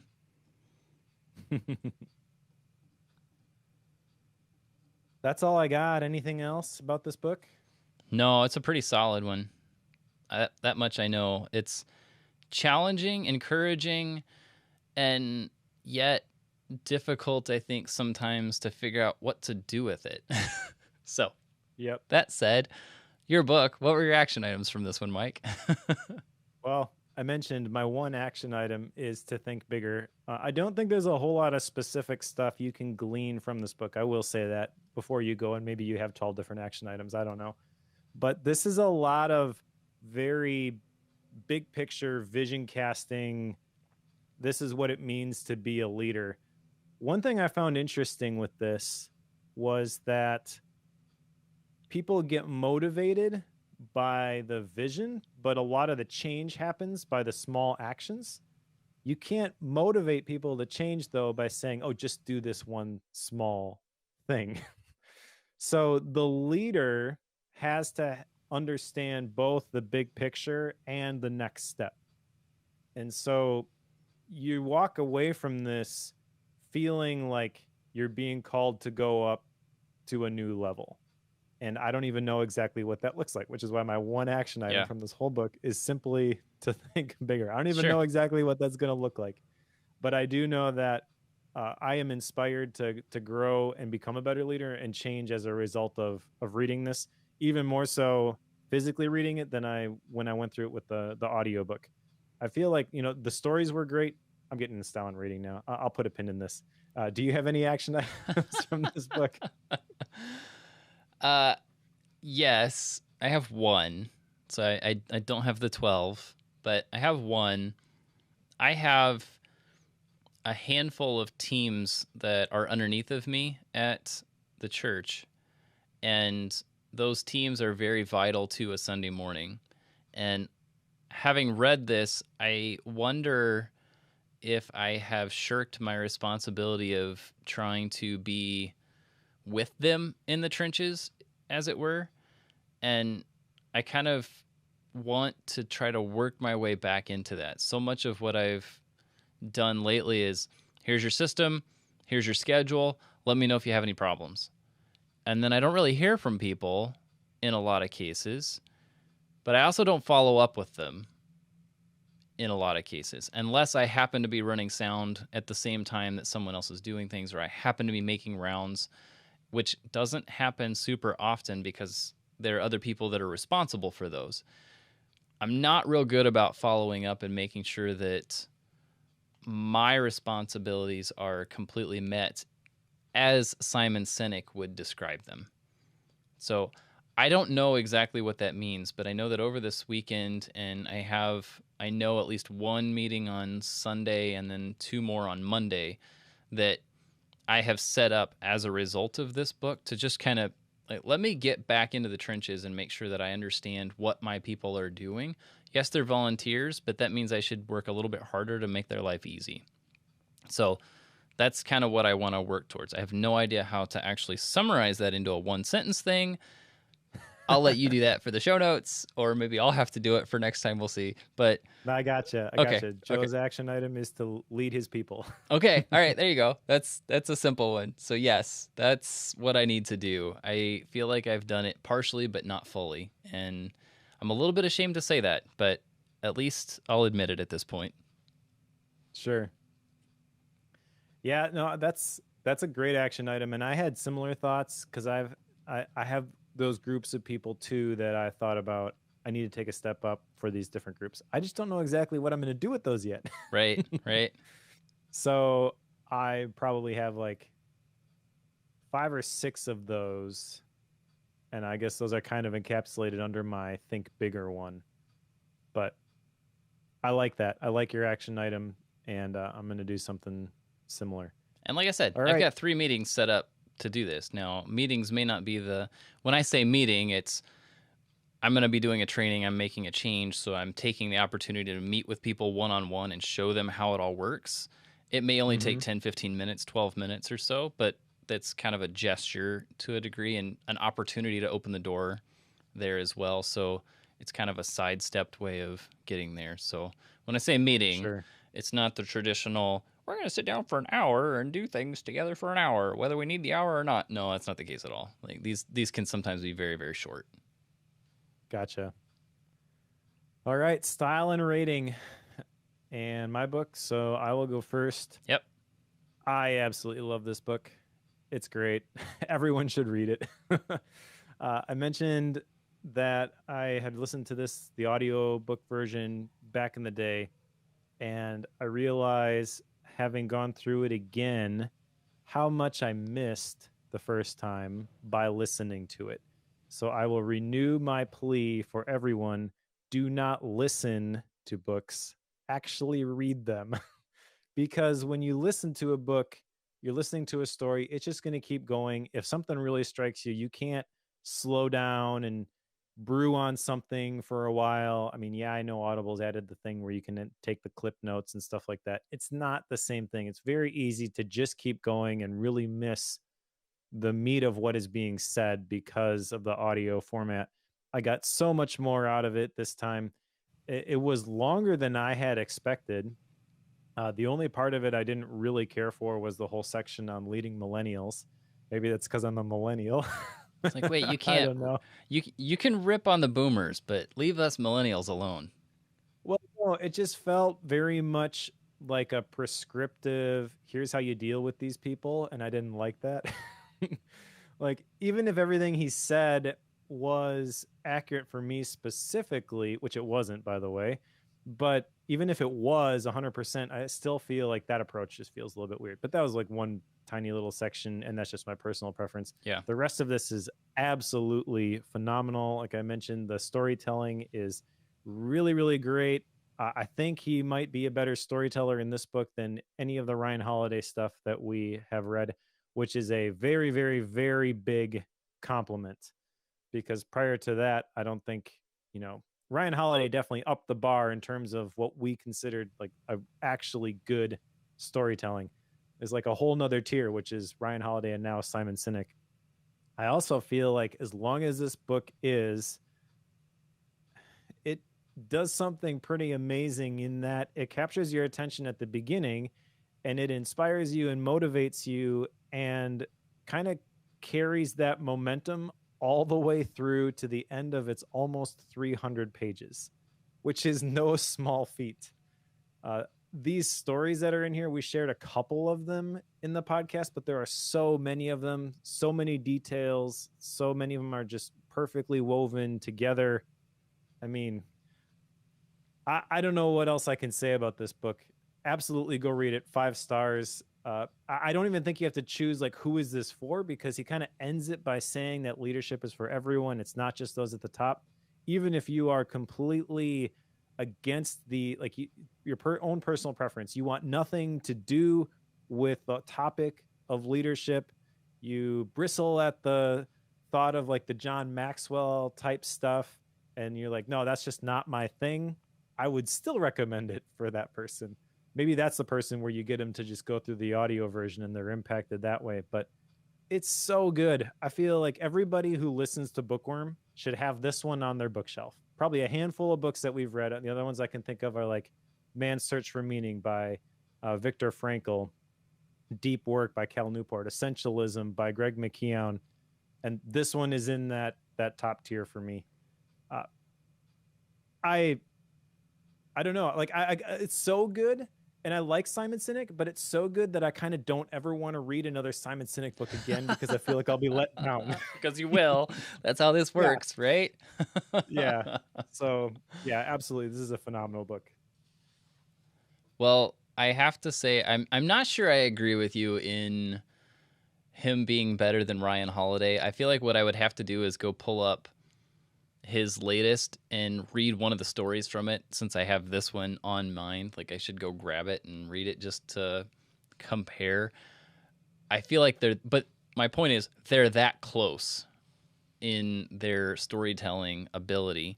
And the only one that I could think of, at least off the top of my head, that could potentially rival that would be Neil Gaiman. But that's only because Neil Gaiman takes 300 plus pages to tell a story, and these guys are doing it in 4. So keep that in mind as well.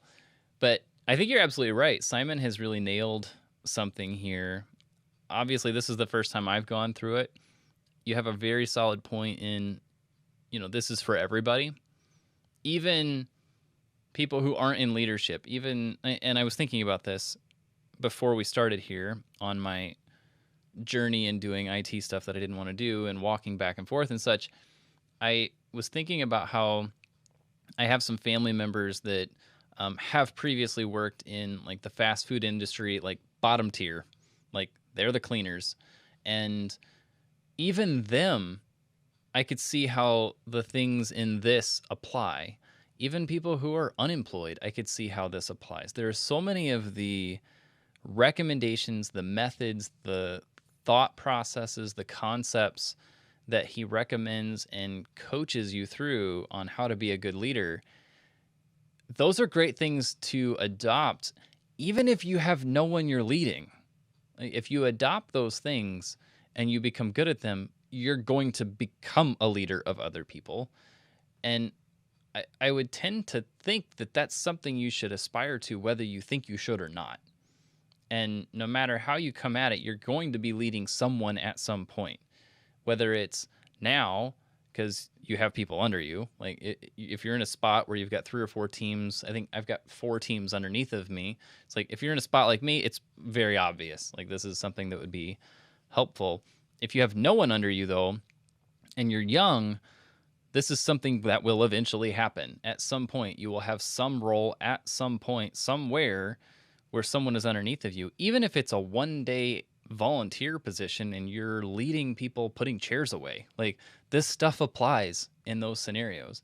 Do you get my point? Like this can carry to so many different avenues. And he tries to cover some, but the way he sets it up, you can easily see how this transcends to so many arenas. And he does an excellent job at that. So I'm with you. This is going to be a double 5-0 on this one. This is one I think you absolutely should read, no matter who you are. And I hope that people take this and learn from it, and that it's something that really impacts your life. I know that this is one that's encouraged me to step up and take the role that I've kind of been shirking. And I didn't even realize I was doing that until I read this. So that's a kudos on Simon Sinek, because that's me having to eat some humble pie there, and that'll be a fun conversation when I have to have those over the next few days. But hey, we'll get through it, right? So yes, I'll put it at 5-0. This is a solid one. Great choice, Mike. Yeah, thank you. I think this is the definitive work on leadership. As someone who loves the John Maxwell stuff, Sure, and sure. I have several John Maxwell books on my bookshelf behind me, Yeah. but this is the one that I would recommend to people. And it's also interesting, getting back to like How to Read a Book by Mortimer Adler, right? We balance these books with all the other ones that we've read. I think a perfect complement to this is The Second Mountain by David Brooks.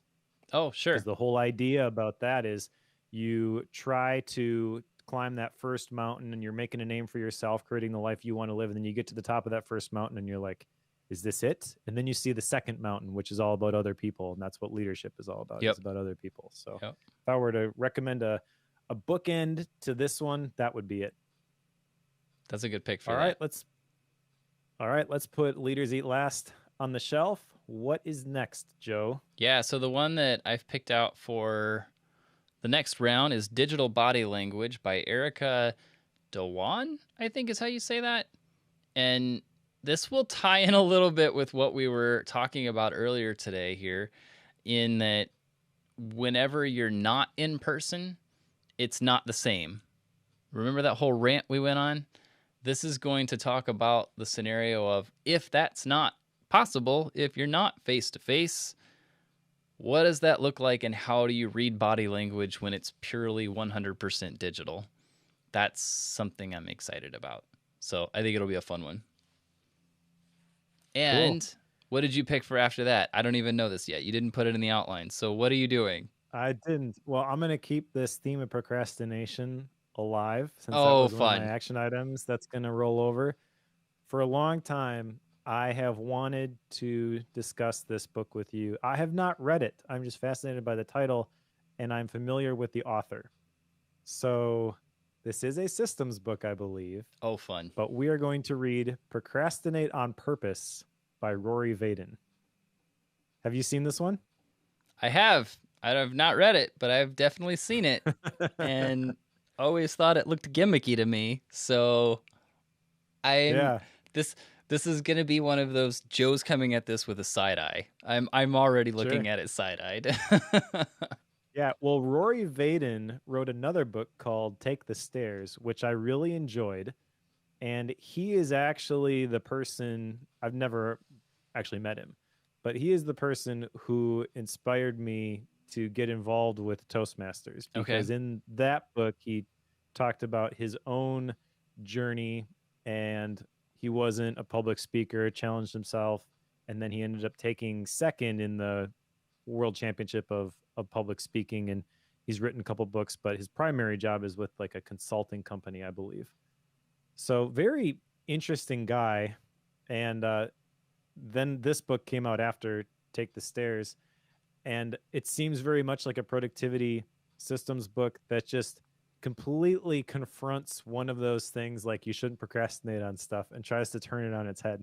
So I have no idea whether we're going to be changing our minds about procrastination and how we do it, or if we're just going to write this off completely and be like, yeah, he's off his rocker. We'll see. Yep. All right. I am going to assume guilty until proven innocent on this one, and assume he's a crackpot until he shows me otherwise. Can I do that? Is that allowed? I'm going to do that on this one. Sure. All right. Well, that said, you got a Gap book this time around? I've been on the phone doing house stuff like nonstop for the last week and a half. So as much time as I've had to do this, house stuff took over. So no, hasn't happened for me. But you? I do not have a Gap book this time. I do have a couple that I have ready to go if I have the margin to tackle them, but I want to read Digital Body Language first. And so if I do get to a Gap book, I will report back on it next time. Okay. Sounds good. All right. So thanks everybody for hanging out with us today. Thank you specifically to the Bookworm Club premium members who are willing to not just give us their attention, but also contribute a few bucks every month to keep the lights on. We really appreciate it. If you'd like to support the show, you can do that at bookworm.fm/membership. When you join, you get a couple of perks. You get this wallpaper that I created. It's a 4K wallpaper with the fancy Bookworm logo. You get access to a couple of Gap episodes that Joe had created back in the day. There's a couple new sections in the club. And all of the mind map files from all of the notes that I take in these books get uploaded to that section, so you can download the PDF version, or if you want to take the MindNote file and customize it yourself, those are there too. So if you want to support the show, you can do that at, again, bookworm.fm/membership, $5 a month. Thanks to everyone who helps us keep the lights on and keep the show going. Blake has a good point. I'm holding back on Gap books. Tale of Two Cities, Narnia. I suppose I could do a thing on the Narnia. That would have to be like a one-on-one live stream for an hour and a half, probably. But anyway, there's that. That all said, if you are one of these that's been reading along with us, I know that's what we intended Bookworm to be, and everybody has used it very differently than what we intended. That's how these things go. But if you are reading along with us, pick up Digital Body Language by Erica Dewan, and we will cover that one for you in a couple of weeks.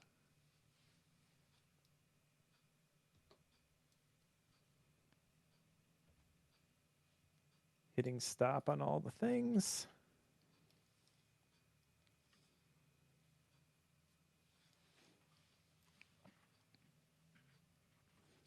Derek, if you're still around, my shirt was located on Amazon by my wife. I don't know where she found it, but super exciting. I have a lot of people ask me about it, and I don't know where to tell you to go to get it. I looked it up one time. There's several different versions. Are there? Yep. But it's pretty great. It always gets a comment. The ADHD one I have that it looks like AC/DC, but it's ADHD, and it's highway to hey look a squirrel. I generally will wear that one to some of the gigs that the band does when I'm running sound. Great. And there's almost always somebody who's had 6 too many drinks, and it's like, hey, AC/DC. And it doesn't even occur to me because I know it's an ADD shirt. And oh, right, you're talking to me. Hi.